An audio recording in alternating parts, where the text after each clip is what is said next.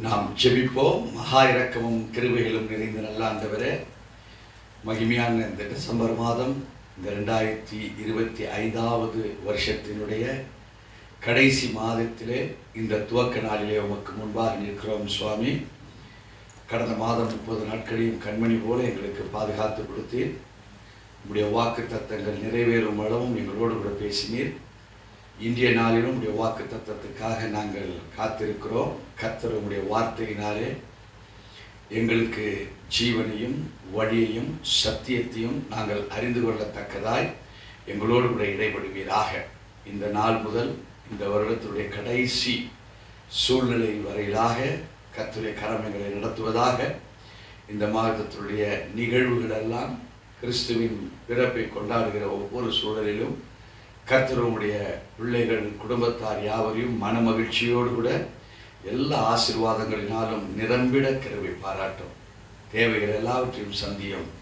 துதிகர மகிமை ஒருவருக்கே செலுத்துகிறோம், இயேசு கிறிஸ்துவின் நாமத்தில் பிதாவே, ஆமென். கர்த்தருடைய பரிசுத்த நாமத்திற்கு மகிமை உண்டாவதாக. இந்த மாதத்தினுடைய வாக்குத்தத்தம் ஆதியாகம புஸ்தகம் 22ஆம் அதிகாரம் வசனம் 5. அப்பொழுது ஆபிரகாம் தன் வேலைக்காரரை நோக்கி நீங்கள் கழுதையை நிறுத்தி இங்கே காத்திருங்கள், நானும் பிள்ளையாண்டானும் அவ்விடம் மட்டும் போய் தொழுது கொண்டு உங்களிடத்திற்கு திரும்பி வருகிறோம் என்றான். அருமையான தேவச்சனமே, இங்கே வார்த்தை ஆபிரகாம் இந்த வசனத்தின்படி பேசினதற்கும் தன்னுடைய வாழ்வு ஊர் என்கிற தேசத்திலிருந்து ஆபிரகாம் அழைக்கப்பட்டார். அவர் வாழ்ந்த தேசத்தினுடைய இடத்து பேர் என்ன? ஊர். இதுதான் அவருடைய தேசம். இது ஆபிரகாம் முன்பு வாழ்ந்த இடம்.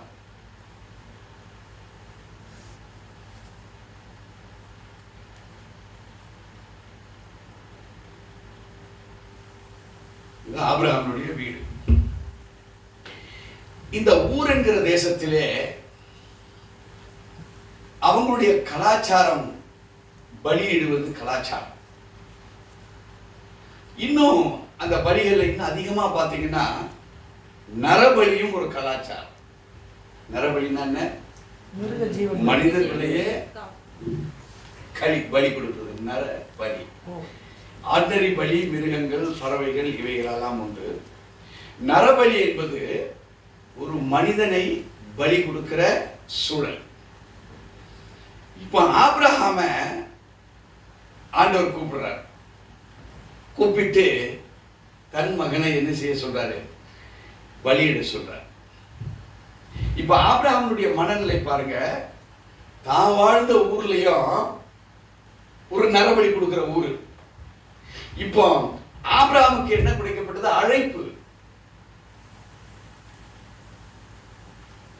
இந்த அழைப்புலையும் என்ன செய்ய சொல்றாங்க? இந்த பலியை தான் சொல்றாங்க.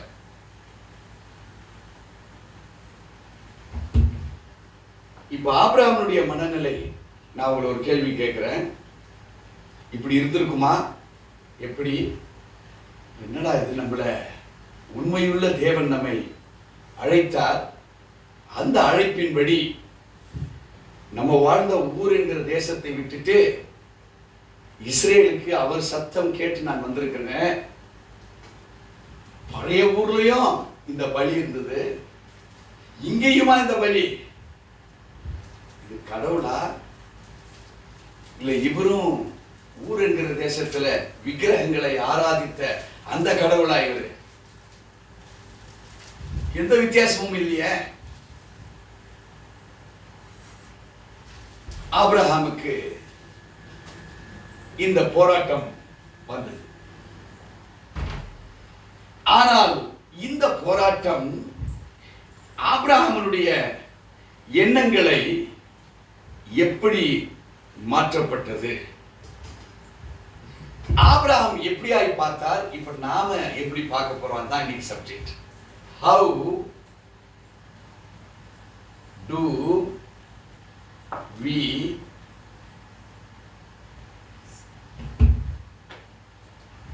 நீங்களும் நானுமா இருந்தா ஆபிரகாம் எந்த விசுவாசத்துல தேவனை பார்த்தாரு, ஆனா நாம எந்த விசுவாசத்துல இருந்திருப்போம்? நாம் பார்க்கிற பார்வை என்ன? ஆபிரகாம் அழைத்து தன் மகனையே பலி கொடுக்க சொல்றாரு. தன்னுடைய வீடு இஸ்ரேல் தேசத்துல எங்க இருக்கோ அங்கிருந்து ஆபிரகாம் 100வது வயது இருக்கும் போது ஆபிரகாமுக்கு பிறக்கப்பட்ட குழந்தை. இந்த குழந்தை எப்படிப்பட்ட குழந்தை? நீண்ட நாட்களாக காத்திருந்து கொடுக்கப்பட்ட ஒரு குழந்தை. நாம நாளா ஜெபிச்சு கஷ்டப்பட்டு பசங்களுக்கெல்லாம் கல்யாணம் பண்ண ஒரு நேரத்துக்கு ஒரு வீடு கட்டியிருக்கணும்னு வைங்க. பிள்ளைகளுக்கு கல்யாணம் பண்றதுக்கு இன்னைய காலத்துல 50 லட்சம் வேணும்னு வச்சுக்கோங்க. இப்போ வீடும் இருக்குது, 50 லட்சமும் இருக்குது. இப்போ நம்ம கையில அடுத்த மாசம் நம்ம பொண்ணுக்கோ பையனுக்கோ கல்யாணம் பண்ண போறோம்.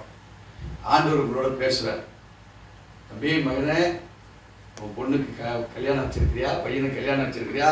நீங்க சொல்றீங்க ஆமா சாமி. இந்த வீடுலாம் யாருப்பா கொடுத்தா? நீங்க தான் சாமி கொடுத்தீங்க. இந்த பணம் யார் கொடுத்தா? சாமி நீங்க தான் கொடுத்தீங்க. கல்யாணத்துக்கு மாப்பிள்ளை பொண்ணு யாரு கொடுத்தது? சாமி நீங்க தான் கொடுத்தீங்க. உண்மையா நான் தானப்பா கொடுத்தேன். நீங்க சொல்றீங்க ஆண்டவர் ஆமா சாமி, நீங்க கொடுக்கலாம் எங்களுக்கு இருந்திருக்குமா? இப்போ ஆண்டவர் பேசுறாரு, சரிப்பா கல்யாணம் இருக்கட்டும், இன்னொரு 1 மாசம் இருக்கு.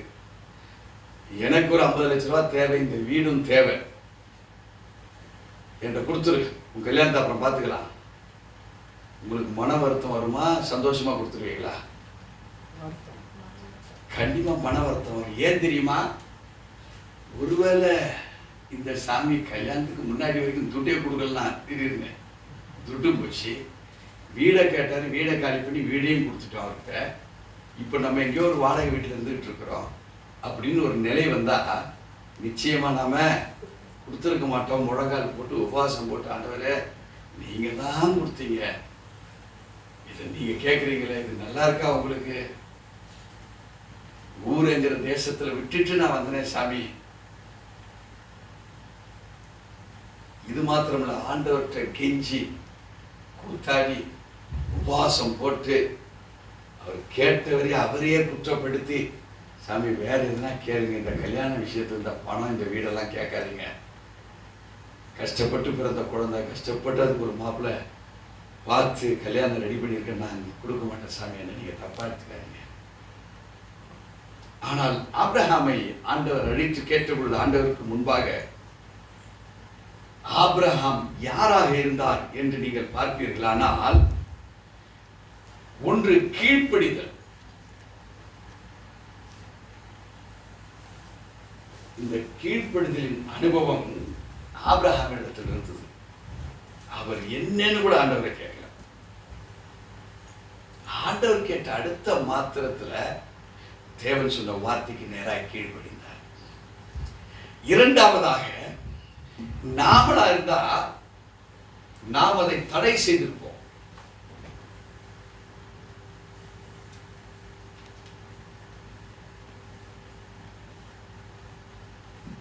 நீங்கள் நான் என்ன செய்திருப்போம்? அவருடைய திட்டத்தை தடை செய்திருப்போம். எப்படியாவது அவர்கிட்ட கேட்டு அவரு சாங்ஷன் பண்றாரா இல்லையா, சாமி நம்மளால முடியாது, தயவு செய்து மன்னிங்க சாமி.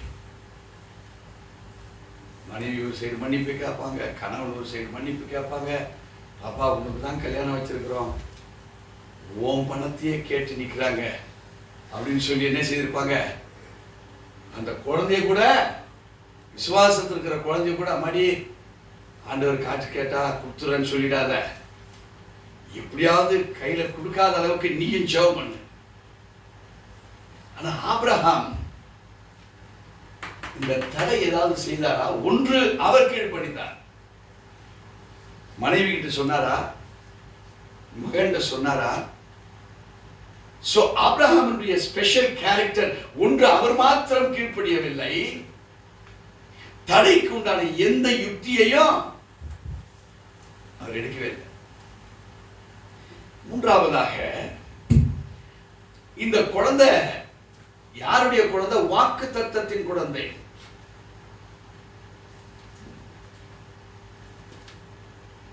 வாக்குத்தத்தம் நிறைந்த இது பிள்ளை. இங்கே ஆபிரகாம் ஆண்டவர் செய்ததை குறித்து சொல்லி, இது வாக்குத்தத்தத்தின் குழந்தை, இதை நான் பலி கொடுக்க மாட்டேன்னு குழந்தைய வச்சு வாதாடவும் இல்லை ஆபிரகாம். விளங்குதுங்களா? சப்ஜெக்ட் முக்கியம். ஒன்று, அவர் கீழ்ப்படிந்தார். இன்னொன்று, தடைக்குண்டான எந்த காரியங்களும் அவர் மேற்கொள்ளவில்லை. மூன்றாவதாக, ஆண்டவரை நீங்க இதை சொன்னீங்களே, இப்ப நீங்க கேட்கிறீங்களே அப்படின்னு குழந்தைய சாட்சி சொல்லி கூட அவர் வெளியே நிறுத்தல. நான்காவதாக, 27 years வளர்ப்பு.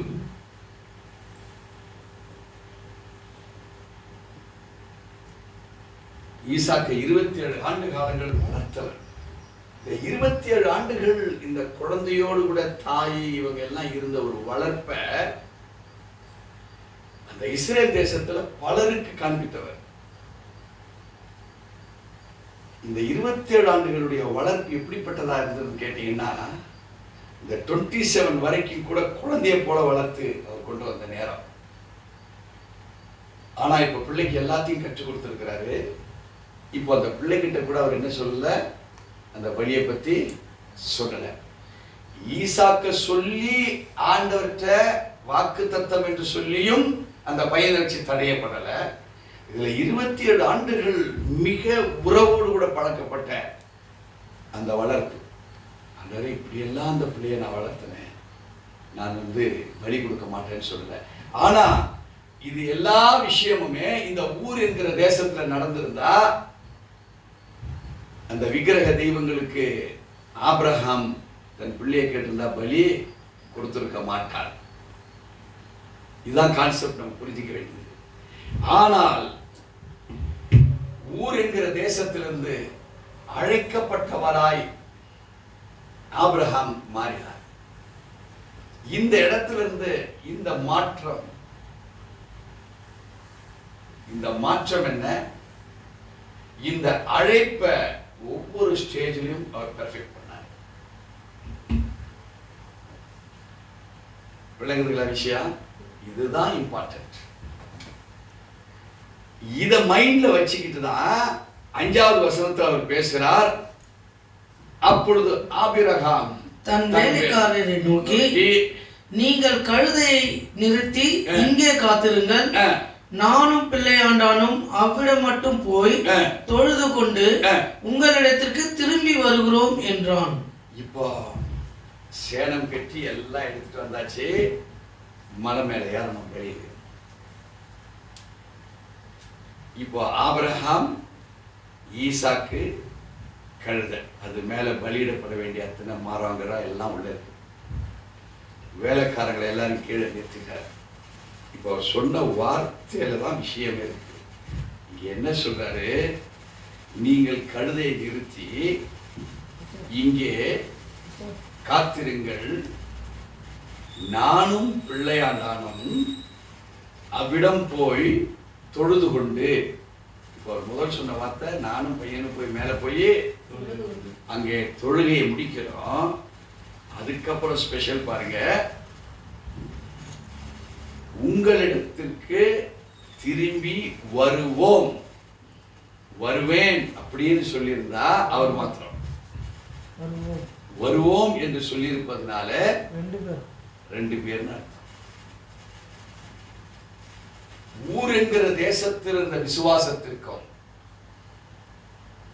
அழைக்கப்பட்டு தேவனால் அழைக்கப்பட்டு வந்த தேசத்திற்கும் அவருடைய வார்த்தை மாறுது. தேவச்சனமே, ரட்சிக்கப்பட்டிருக்கிற நம்முடைய வாழ்வு பழைய வாழ்க்கையில என்னென்னலாம் குறை நம்மகிட்ட இருந்ததோ அந்த குறையை குறித்து ரட்சிக்கப்பட்டிருக்கிற நீங்களும் நானும் அந்த குறையவே நம்ம பேசிட்டு இருக்க கூடாது. நமக்கு எத்தனை விதமான சோதனைகள் வரலாம். அவர் எதெல்லாம் நம்ம கிட்ட கொடுத்தாரோ அதையே திருப்பி கேட்கிற காலமும் வரலாம். அப்படி கேட்கிற ஒரு காலம் வருகிற போது உன்னுடைய சிந்தை எப்படி இருக்குது என்பதுதான் தேவனுடைய திட்டமே. விளங்குதுங்களா உங்களுக்கு? நான் ரட்சிக்கப்படுவதற்கு முன்பாக ஒரு பெரிய கன்ஸ்ட்ரக்ஷன் இன்ஜினியர். என்ன தெரியாத ஆள் கிடையாது. குரோம்பேட்டில் எங்களுக்கு ஃபெடரேஷன் ஒன்று இருந்தது, ஒரு கூட்டமைப்பு இருந்தது. என்ன அறியாதவங்க கிடையாது. அறிவு கூர்மை என்னுடைய வேலையெல்லாம் பார்த்தீங்கன்னா வித்தியாசமா இருக்கும். என்ன GCK என்று இனிஷியல் போட்டு தான் என்ன பேசுவாங்க. அப்போ என் பேரு ஜி செந்தாமரை கண்ணன், அதனால GCK. ஒரு சின்ன டெக்னாலஜி இருந்தால் கூட ஃபோன் மூலியமா கேட்டு அதை தெரிந்து கொள்வார்கள். அவ்வளவு மவுஸ். அன்னைக்கும் சம்பாதிச்சோம்தான். ஆனா ஆண்டவருக்குள் வந்ததுக்கு அப்புறமும் ஆண்டவருடைய காணிக்கைகள் வருகிறது எல்லாமே இருக்குது. இப்ப ஆண்டவர் பார்க்கிறாரு, இவன் உலக பிரகாரமா இருந்து என்னென்ன செய்தான், ஆண்டவரை ஏற்றுக்கொண்டு என்னென்ன செய்யணும். உங்க வாழ்வு பழைய வாழ்வுல என்னென்ன நெகட்டிவ், என்னென்ன பாசிட்டிவ், என்னென்ன பெருமைகள், என்னென்ன காரியங்கள், இதை பத்தி தேவன் கவலைப்படல. ஆனா ஊருங்கிற தேசத்துல ஒரு மாற்றம் உன்னுடைய அழைப்பில இருக்குமானால் ஆபிரகாமுடைய இந்த சிந்தை இருந்திருக்காது. அழைக்கப்பட்ட பிற்பாடு அவருடைய சிந்தை விசேஷித்த சிந்தையாய் மாறினது. இந்த இடத்துல கேட்டாலும் இந்த ஊர்லயும் பலி இருக்கு. இப்ப தேவன் அழைச்ச இந்த தேசத்திலையும் பலியை கொடுக்க சொல்றார். சோ ஆபிரகாம் பழைய வாழ்க்கையில இருந்தது மாதிரி தான் இங்க புதிய வாழ்க்கையில இருக்குது. ஆனா நம்ம விசுவாசம் பெரியது என்று சொல்லி இந்த வேதத்துல அங்கே ஆபிரகாம் எதை சொல்லுகிறார் என்றால், பலி கேட்ட தேவன் ஊர் என்கிற தேசத்தில் இருந்தா செத்தவன் தான். ஆனால் தேவன் அழைப்பின்படி போகிறோம். நம்ம ஆபிரகாமுக்குள்ள ஒரு விசுவாசம். என்ன விசுவாசம்? இன்னும் டெஸ்ட் முடியல. என்ன விசுவாசம்? கழுதி இங்க கட்டிட்டு, டேய் நீங்களாம் இங்க இருங்க, நாங்க தொழுதுட்டு திரும்பி வருவோம். இப்போ ஒரு எஜமான் சொன்னா வேலைக்காரன் என்ன செய்வான்? நம்புவானா நம்ப மாட்டானா? உலக பிரகாரமான ஒரு ஆபிரகாம், ஆண்டவருக்கும் ஆபிரகாமுக்கும் இருக்கிற விசுவாசம். இப்ப ஆபிரகாமுக்கும் வேலையாட்களுக்கும் இருக்கிற விசுவாசம். ஆபிரகாம் சொன்ன வார்த்தையை யார் விசுவாசிக்கிறாங்க? வேலைக்காரர். இப்ப ஆபிரகாம் இப்ப யார விசுவாசிக்கிறார்? தேவனை விசுவாசிக்கிறார். How do we see? நாம் என்றால் நம்முடைய பார்வை தேவனுக்கு முன்பாக எப்படி இருக்கும்? தேவச்சனமே, you are being called by the Lord, the Almighty. யாரால் அழைக்கப்பட்டிருக்கிறீங்க? தேவன் என்று சொல்லுகிற சர்வ வல்லமை உள்ளவரால் நீங்கள் அழைக்கப்பட்டிருக்கிறீங்க. கண்டிப்பா சோதனை வரும். உங்க வாழ்க்கையில அனுமதிக்கப்படும், பிரச்சனைகள் அனுமதிக்கப்படும், போராட்டங்கள் அனுமதிக்கப்படும். நீங்க நினைக்கலாம், நான் எவ்வளவு ஜெபிக்கிறேன், எவ்வளவு ஈடுபாடா இருக்கிறேன், எனக்கு இந்த பிரச்சனை வந்துகிட்டு இருக்கு, ஆண்டவரே இது முடிவு இல்லையா? நமக்கு தெரியாது. 27 ஆண்டுகள் பகிரங்கமான உறவு ஈசாக்க வளர்ப்பதில்ல. ஆனா ஆண்டவர் யாரதான் கேட்டாரு? அந்த பையனை பலி கொடு. தேவச்சனமே, சோதனைகளோ எதுவோ தேவன் உங்களை ஸ்திரப்படுத்துவதற்கு உங்களை வளர்ப்பார். யோபுக்கும் அந்த காலத்துல அதிகாரம் கொடுக்கப்பட்டது. யாரு? சோதனை செய்வதற்கு சாத்தானுக்கு அதிகாரம் கொடுக்கப்பட்டது. ஆனா யோபு சோதித்த பிற்பாடு வேதம் சொல்லுகிறது, அவர் சகலத்தையும் செய்ய வல்லவர், அவர் செய்ய நினைத்தது தடைபடாது என்று அறிந்திருக்கிறேன் சொல்லி யோபு 42:2 சொல்றார். அப்படியே தொடர்ந்து 10, 11, 12 வாசித்தால் அவனுடைய முந்தின நிலையை காட்டிலும் பிந்தின நிலை அதிக ஆசீர்வாதமாய் மாறிப்போச்சு. ஆபிரகாமும் யோபும் அடுத்தடுத்து காலகட்டங்களில் வாழ்ந்தவங்க தான். அவருடைய வாழ்விலே how do we see, நாம் எப்படி பார்க்கிறோம், ஆபிரகாம் எப்படி பார்த்தார் என்பதை ஆராய்ந்து அறிவுகிற ஒரு ஞானத்தையும் நீங்கள் அறிவையும் பெற்றிருப்பீர்களானால், வேதம் சொல்லுகிறது அன்பிலே தேவன் இன்றும் என்றும் என்றென்றைக்கும் மாறாதவர். நேற்று நம்ம மேல அன்புதான், இன்னைக்கு அன்புதான். இயேசு கிறிஸ்து என்றென்றும் அவர் மாறாதவராக இருக்கிறார். எபிரேயர் 13:8 படி இங்கே ஆபிரகாமுடைய ஸ்பெஷல் விசுவாசம் என்ன தெரியுமா? இது நிறைய பேர் இதை பேச மாட்டாங்க. ஆபிரகாமுக்குள்ள ஒரு விசுவாசம் ஸ்பெஷல் அப்படின்னு என்று சொல்லுவோமானால், என் மகன் மரித்தாலும் பலிய கொடுத்துட்டாலும் அவர் உயிரோடு எழுப்பி எங்க 2 பேரையும் மறுபடியும் அனுப்புறவராக இருப்பார். அல்லேலூயா. நீங்களும் நானும் ஒருவேளை பலிய தேவையில்லைன்னு சொல்லுவாரு அப்படின்னு நீங்க சொல்லுவீங்கன்னா, அது இரக்கத்துல விசுவாசத்தை நீங்க கடைபிடிப்பது. நல்லா புரியுதுங்களா? அப்படியாப்பா என் பையனை காலி பண்ணுவாரு, ஓ அங்க போய் நிற்போம், அவர் வேண்டாம் தான் சொல்லுவார் அப்படின்னு நீங்க ஒரு விசுவாசத்தை வச்சீங்கன்னா அந்த விசுவாசம் முழுமையானது அல்ல. ஆனால் இப்படி ஆபிரகாம் விசுவாசித்தார். உள்ள எப்படி தெரியுமா? என் பையனை பலி கொடுத்துடுறேன், முழங்கால் போட்டு ஆண்டவரே நீங்க என்ன சொன்னீங்களோ அதை நான் செய்துட்டப்பா, அப்ப நான் கிளம்பட்டுமா சாமி? நீங்க கொடுத்த குழந்தை இதோ உங்களுக்கு முன்பாக பலியிட்டேன், நான் ஒன்னும் அழப்போறது உங்க வாக்கு தத்துவத்தின் பிள்ளைதான். அவனை சொல்லியும் நான் தடை சொல்லல, என்னை தவிர மற்றவங்கள்ட்ட சொல்லியும் நான் தடை செய்யல, நானும் தடை செய்யாதபடிக்கு கீழ்ப்படிச்சேன். அவனுடைய வளர்ப்பை பத்தி உங்கள்ட்ட சொல்லவும் சொல்லியாச்சு. நான் எந்த தடைக்கு நான் வரல. ஆபிரகாமுக்குள்ள என்ன விசுவாசம்? அவர் அவனை பலி கூடாதபடிக்கு காப்பாற்றுவார். ஓகே, அப்படியே பலி கொடுத்தாலும் ஆபிரகாம எழுப்பி என்னோட கூட அனுப்புவாரு. அல்லேலூயா. சோ ஊருங்கிற தேசத்தினுடைய அவனுடைய பாரம்பரியங்கள் மாற்றப்பட்ட நிலை.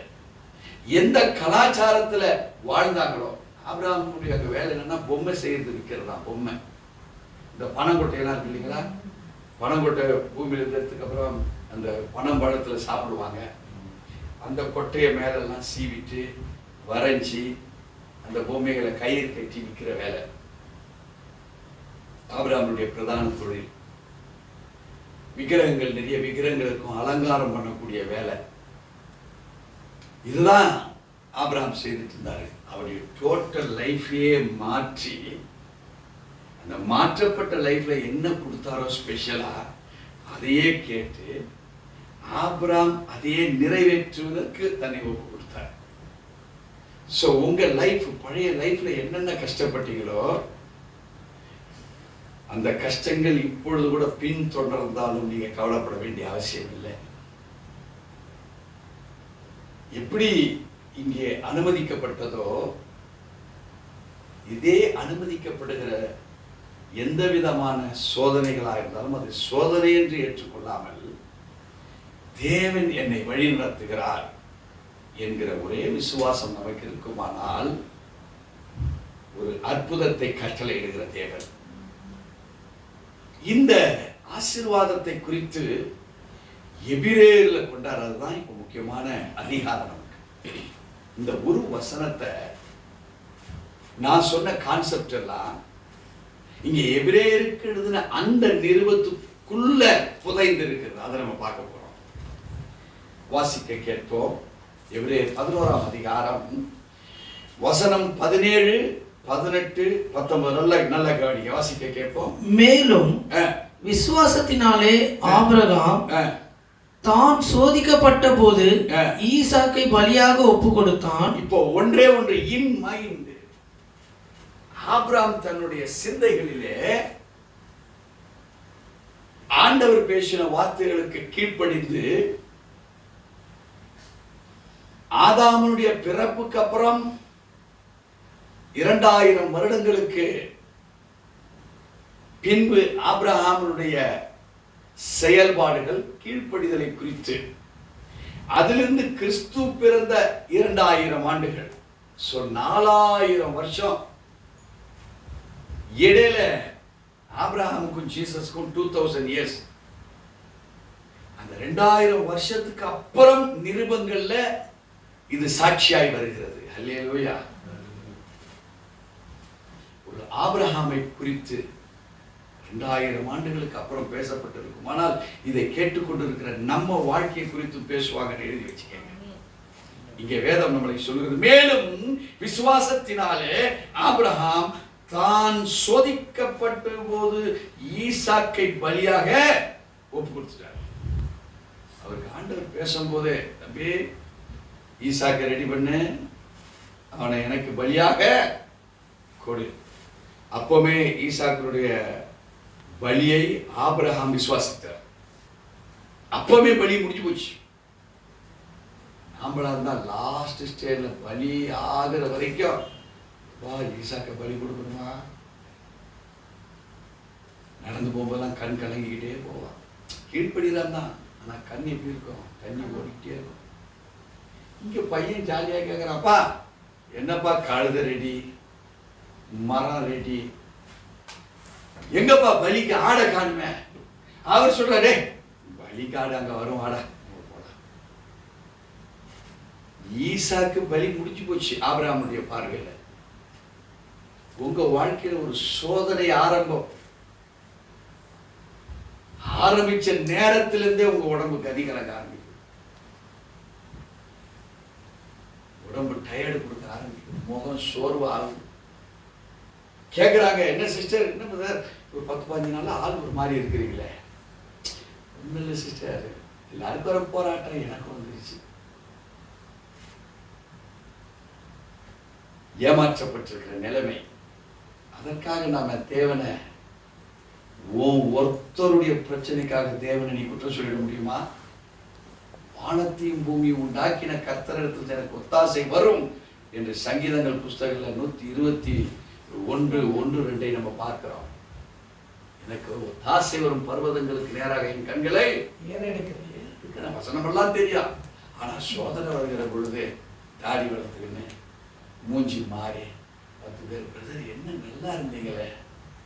ஜீசஸுடைய காலங்களுக்கு முன்பாக 2000 ஆண்டுகளுக்கு முன்பாக இருந்த ஆபிரகாமை குறித்து இங்கே எபிரேயருக்கு எழுதப்பட்ட நிருபத்துல அந்த வார்த்தையை நம்ம பார்க்கிறோம். எப்படி பார்க்கிறோம்? 17வது வசனம் சொல்லுவது, மேலும் விசுவாசத்தினாலே ஆபிரகாம் தான் சோதிக்கப்பட்ட பொழுது ஈசாக்கை பலியாக ஒப்பு கொடுத்துட்டான். எப்போ பேசினாரோ ஆண்டவர் அப்பவே ஒப்பு கொடுத்துட்டான். மனம் மாறக்கூடாது, மனம் மாறி விடுறதுக்கு நாம் காரணமா இருக்க விடக்கூடாது. ஒரு செயல் பெருசு இல்ல, விசுவாசம் பெரிய. இவ்வளவு பெரிய தேவனா இருந்தா ஆபிரகாம்கிட்ட பேசியிருப்பாரு. ஏன் ஆபிரகாமே கூட பலியிடறது கூப்பிட்டுருக்கலாமே அவரு? இல்ல, இதுல ஏதோ விஷயம் இருக்கு. உங்க கிறிஸ்தவ வாழ்க்கை, நம்ம பாட்டு பாடுறோம், ஆராய்ந்து அறிந்திருக்கிறேன், பாருங்களா இல்லையா? பாட்டு கேட்டிருக்கீங்களா? அது ஆனா ஆராய்ந்து அறிந்திருக்கிறேன்னு சொல்லி அவரை போற்றி பாடுகிற நீ, உனக்கு ஒரு பிரச்சனை வரும்போது என்னதான் தெரியலைங்க பாஸ்டர், சோதனை மேல சோதனை, போதுமடா சாமி, வேதனை தான் வாழ்க்கை இருந்தா தாங்காது சாமி இந்த பூமின்னு என்னைக்காவது. என்ன பண்றது வாழ்க்கை? We are specially called. நம்ம விசேஷித்த அழைப்பு எங்க? இந்த இடத்திலிருந்து இடமாற்றம் இல்லை, மைண்டே ரெஃப்ரெஷ் பண்ணி நம்மளை அழைச்சிருக்கிற. வாழ்க்கையில அழைப்புக்கு அப்புறம் வந்திருக்கிறேன்னா you have to be changed totally. பழையனுடைய ஒரு சுபாவம், அந்த நஷ்டம் குப்பை என்று என்ன, இந்த நஷ்டம் என் தேவனுடைய சமூகத்தில் லாபம் என்று என்ன. உலக வாழ்க்கையில குப்பையா தூக்கி போட்டுறாதே, இப்போ அதுல கவலையும் கிடையாது, கண்ணீர் கிடையாது. இப்ப இருக்கிற நஷ்டம் என்ன? உன்னை உயர்த்துகிற நஷ்டம், உன்னை தூக்கி எடுக்கிற ஒரு நேரம் வாழ்க்கையில எந்த போராட்டமா இருந்தாலும் ஆபிரகாமை போல இந்த போராட்டம் வந்துருச்சுன்னு தெரிஞ்சா அது முடிஞ்சிருச்சு.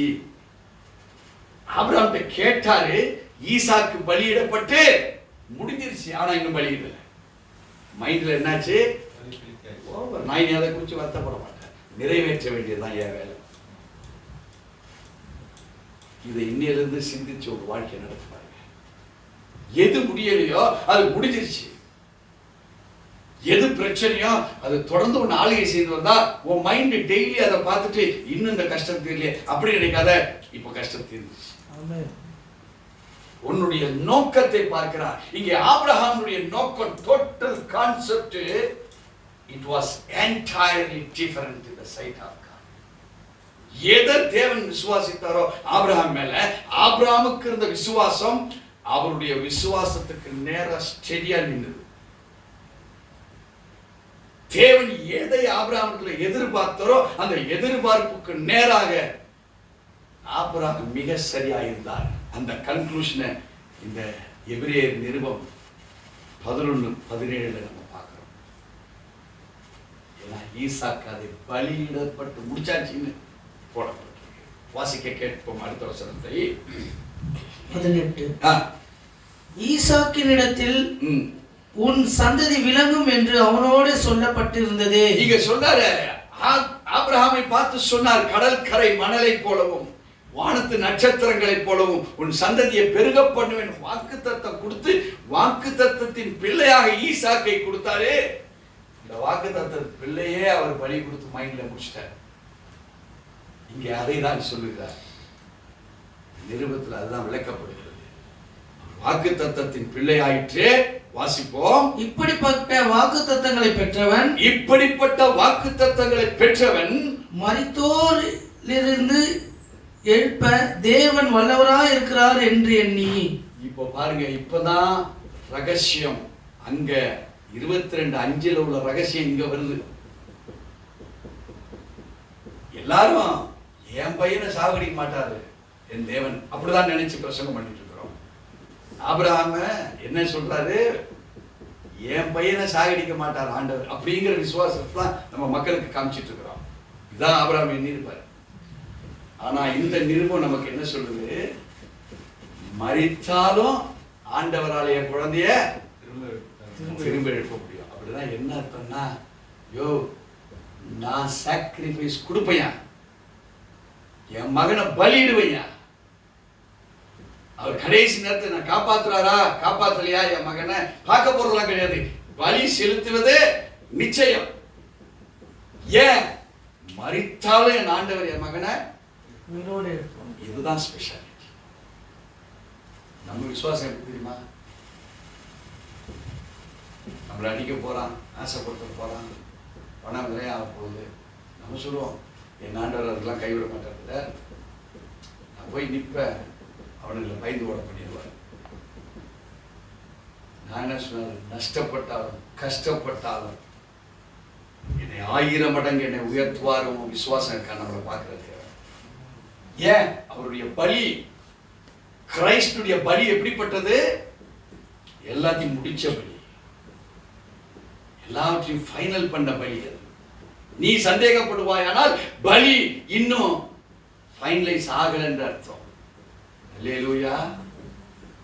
இங்கே ஆபிரகாமுக்குள் இருந்த அந்த விசுவாசம் என்ன ரொம்ப அழகா இந்த 18வது வசனம் 2வது பகுதி மிக அழகாக சொல்லுகிறது. இப்படிப்பட்ட வாக்குத்தத்தங்களை பெற்றவன் மரித்தோரிலிருந்து தேவன் என்ன செய்யறதுக்கு? எழுப்ப வல்லவராய் இருக்கிறார் என்று எண்ணி. அவர் எழுப்ப வல்லவராய் இருக்கிறார் என்று எண்ணி. ஆபிரகாமுக்கு ஊர் என்கிற தேசத்துல ஒரு நரபலி கொடுத்தா அந்த நரபலி மறுபடியும் வந்திருக்குமா இந்த ஊர் என்கிற தேசத்துல? ஏன்? விக்கிரக ஆராதனை. ஆனால் அழைப்பு எப்படி? விக்கிரக ஆராதனை இல்ல, ஜீவனுள்ள தேவனுடைய அழைப்பு. அவர் சக்கராதிபதியாயிருக்கிறார், ஏக சக்கராதிபதியாயிருக்கிறார், பூமியின் உருண்டையின் மேல் வீற்றிருக்கிற தேவனாக இருக்கிறார். உன் வாயிலிருந்து சொல் பிறப்பதற்கு முன்பாக நீ எதை பேசுறிய அறிந்த தேவனாக இருக்கிறார். உன் இருதயத்தின் நினைவுகள் வாய் வழியாக பேசுவதற்கு முன்பாக முன்பாக அந்த கட்டளை அறிந்த தேவனாக இருக்கிறார். அதனால தேவச்சனமே, வாயிலல்ல, ஆபிரகாம் இருதயத்தினாலே பலியை செலுத்தி முடித்தவர். கீழ்ப்படிதல் வாயினால் அல்ல, செயல்னால் அல்ல, மனம் கீழ்ப்படிந்த நிலை உனக்கும் எனக்கும் இந்த யூடியூபை பார்க்கிறவர்களுக்கு இருக்குமானால் எது இல்லையோ அது இருக்கிறது என்பதை எங்க சேனங்கட்டி கீழே நிறுத்திட்டு வந்தாரே வேலையாட்கள், சர்வ சாதாரண ஆளுக்கு முன்பாக நாங்கள் வருவோம் என்று வாக்கு தத்தத்தை சொல்லிட்டு வந்தாரு. யாரு? ஆபிரகாம்.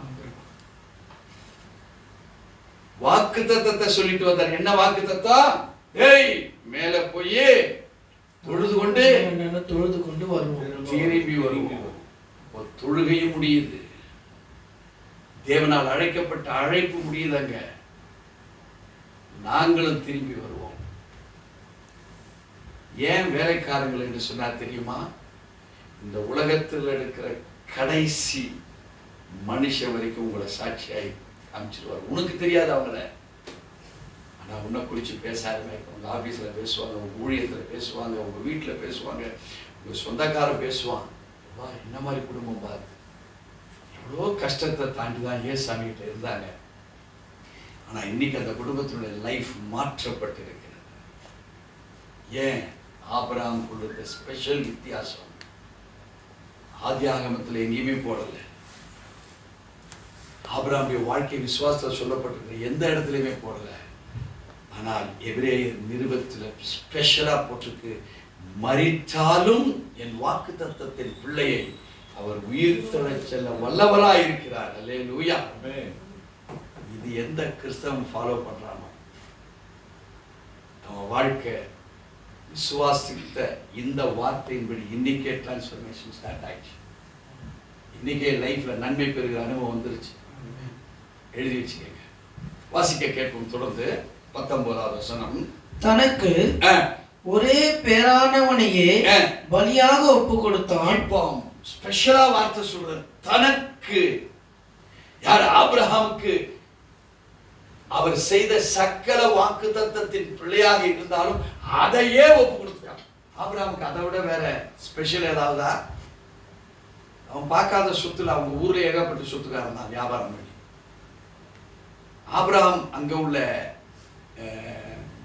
விக்கிரக ஆராதனை கமிட்டியில ஒரு ஆள். அங்க இருக்கிற ஆலயங்கள்ல முக்கியமான காரியதரிசி Abraham. He was a great committee member. அப்படிப்பட்ட ஆபிரகாமை எல்லாத்தையும் தூக்கி போட்டுட்டு இப்படி இருக்கிறத இப்படி தூக்கி போட்டு வர சொன்னார் தேவனை. அங்க யாரு? அவனுடைய பவர் இப்படி இருந்தது. ஆபிரகாமுடைய பவர் என்ன இருந்தது அவன் தேசத்துல? செய்யற. ஆனா இப்ப எப்படிப்பட்டவன மாட்டேன், ஆண்டவரே நீங்க சொல்லுங்க, நான் செய்யறேன். விசுவாசத்தின் பலன். சோ எந்த லைஃபை எப்படி மாற்றுகிறார் பாருங்க ஆண்டவர். சோ காரணம் இந்த கீழ்ப்படுதல் தான். How do we see? நம்முடைய பிரச்சனைகள் வருகிற பொழுது நாம் எப்படி பார்க்கிறோம்? ஆபிரகாமை போல பார்க்கிறோமா? இங்கே இந்த வசனம் சொல்லுது, தனக்கு ஒரே பேரானவனையே பலியாக ஒப்பு கொடுத்தார். ஆபிரகாம் மரித்தோர் இருந்து அவனை பாவனையாக திரும்பவும் பெற்றான். இது என்ன பாவனை? இவன் பலியை கொடுத்துட்டார், மைண்ட்ல பலியாச்சு. அப்போ என் மனசுல 1000 கஷ்டங்கள் இருந்தாலும் செயல்பாடுன்னு வரும்போது அந்த கஷ்டத்துக்கு ஆண்டவரே இடம் கொடுக்கல. கான்செப்ட் புரியுதா? மைண்ட்ல அவனை சாவடிச்சாச்சு. ஆனா பாவனையில உண்மையிலே கத்தி போட்டு கருத்து கட்டி எடுத்துட்டாரா? இல்ல. ஆனா 17-18 வசனத்தை வாசிச்சோம். ஆபிரகாமுக்கு எப்படி இருந்ததா? என் பையனை பலி கொடுத்தா கூட ஆண்டவரால் எழுப்ப முடியும், அது நேச்சுரல். ஆனா இப்ப சூப்பர் நேச்சுரலா என்ன நடக்குது? பலியை கொடுக்கவே இல்லை, பலி கொடுத்தா மாதிரி முடிச்சு பாவனையாக, எப்படி பலி கொடுத்தா மாதிரி நினைச்சு பாவனையாக அந்த டெத் ஸ்டேஜுக்கே போகல, எழுப்பி எப்பா மகனை கூட்டி போலாம்.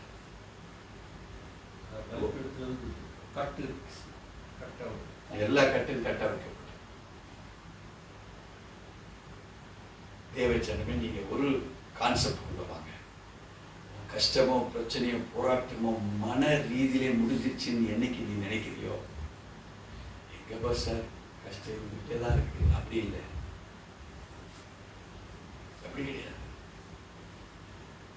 இன்னையிலிருந்து நீ எப்படி இருக்குன்னா, கஷ்டம் மாறிடுச்சுங்க பாஸ்டர், நான் இப்போ செபிச்சில்ல இப்போ நிற்கிறேன், அது கஷ்டம் இருக்கு, என் மனசுக்கு அது கஷ்டம் போடவே இல்லை. பாவனையாக மாற்றுகிற தேவன், உன் பாவனையிலே மாற்றுகிற தேவன் நம்முடைய தேவன். ஏன்னா அதுதான் இங்க வேதம் சொல்லுது, அவை பாவனையாக செயல்படுத்தப்பட்டிருக்கிறது. நான் சொல்ல வேதத்தில் போட்டிருக்கிறேன். உங்க வாழ்க்கை என்னைக்காவது அப்படி சிந்திச்சு பார்த்துருக்கிறீங்களா? உங்க நேச்சுராலிட்டியை பேசுறீங்களே தவிர சூப்பர் நேச்சுரல் பாவனையில நான் ஜெயிச்சுட்டேன் சொல்ல முடியுதா?